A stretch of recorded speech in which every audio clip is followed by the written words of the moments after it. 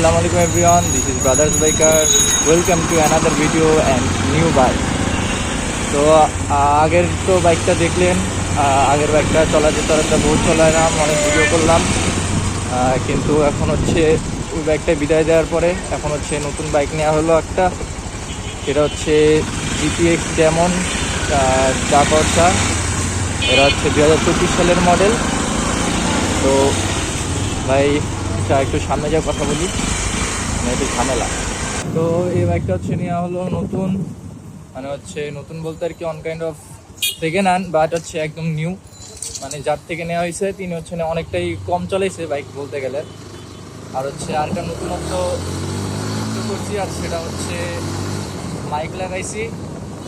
তাও ভালো যে কাটাকাটায় মিলে গেছে একটা মাইক ক্যামেরার জন্য। এখন আর চিল্লায় কথা বলা লাগে না, যেটা আমার জন্য অনেকটা ভালো হয়েছে।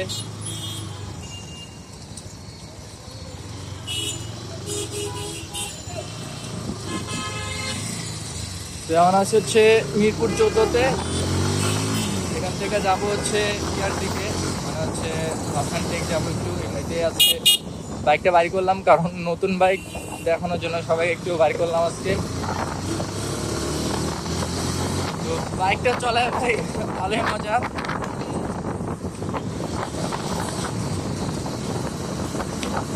আগের বাইকের কষ্ট বিদায় দেওয়ার পরে প্রায় দীর্ঘ 2 মাসের মতো বাসায় বসা ছিল, আর কোনো বাইক টাইক ছিল না হাতে।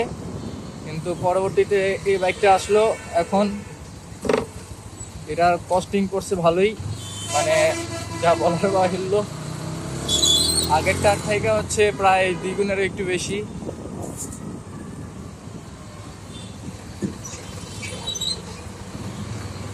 এখন মাইক তো আছে ঠিকই, মাইক তো লাগায় আমি মাইকে কথা বলতেছি, কিন্তু জানি না কেমন বা কথাগুলো শোনা যাচ্ছে, কারণ আমি মাইক দিয়ে পর্যন্ত চেক করি নাই।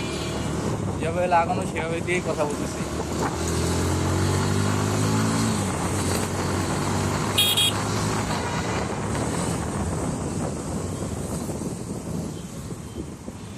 কন্ট্রোলিং সিস্টেমটা ভালোই আছে এটাতে।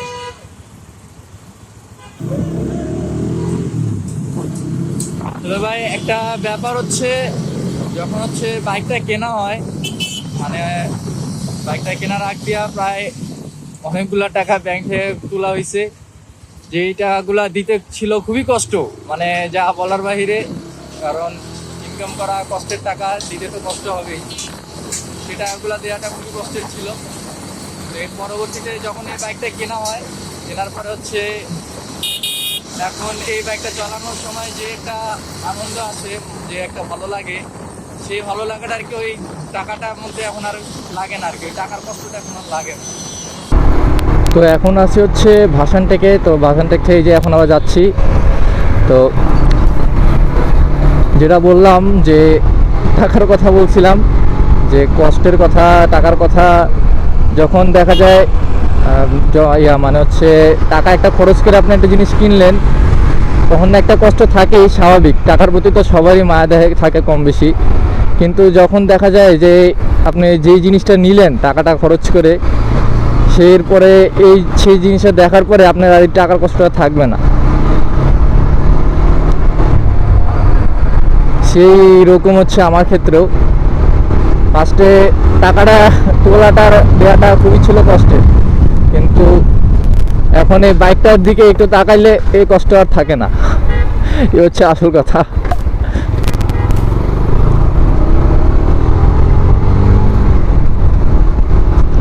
এখন যাব, মানে আজকে সেরকম মানে আজকে হচ্ছে এরকম কোনো কি বলি না বলি, আজকে সেরকম কোনো বাইরে হওয়ার কোনো ছিল না, ইন্টেনশন ছিল না। খালি আজকে বাইরে হওয়ার কারণ হচ্ছে বাইক নিয়ে আর কি, নতুন বাইকটাই নিলাম, এটার জন্য একটা ভিডিও করা, এই জন্য আর কি বাইকটা বাইর করা।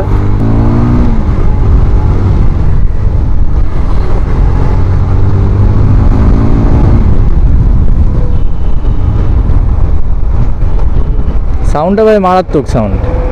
আর এই বাইক নিয়ে 3টা রিভিউ দিব ভাবতেছি। একটা হচ্ছে এটা হচ্ছে আউটলুক নিয়ে একটা রিভিউ দিব। এরপরে হচ্ছে একটা হচ্ছে এটার ইনসাইড নিয়ে, মানে এটার ভিতরে কী কী আছে না আছে।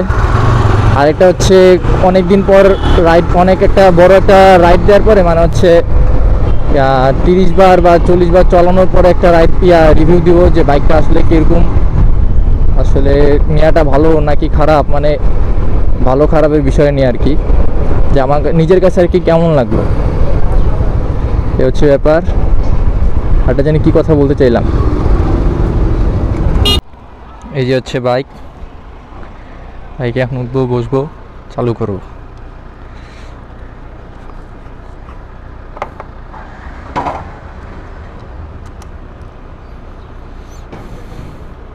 একটা জিনিস 10 সেকেন্ড অপেক্ষা করা লাগে সেই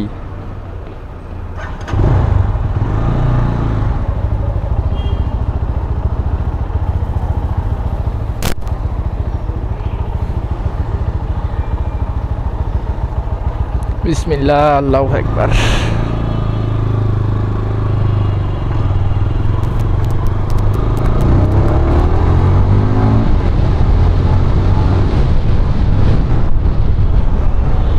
হালকা হালকা বৃষ্টির মৌসুম।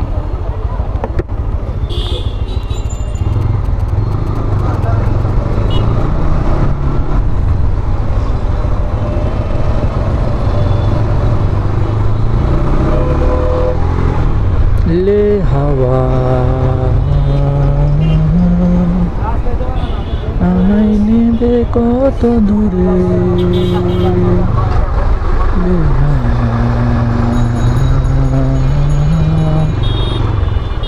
আমি এখানে। এটা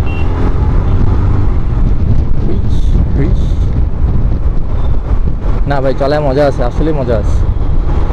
কন্ট্রোলিং সিস্টেমও ভালো, বাহ, সাধারণ কন্ট্রোলিং সিস্টেম আমি যেটা বা ব্রেকিং ভাই সেই কত তাড়াতাড়ি ব্রেকিং হলো। এবিএস ব্রেকিং, এটা নন এবিএস ছিল, আর এখন একটা হচ্ছে এবিএস, একটু বেনিফিট আছে, কিন্তু তাও আমি ওই নন এবিএসের মতনই ব্রেক ধরি, কারণ রিস্ক তো নেওয়াই যাবে না।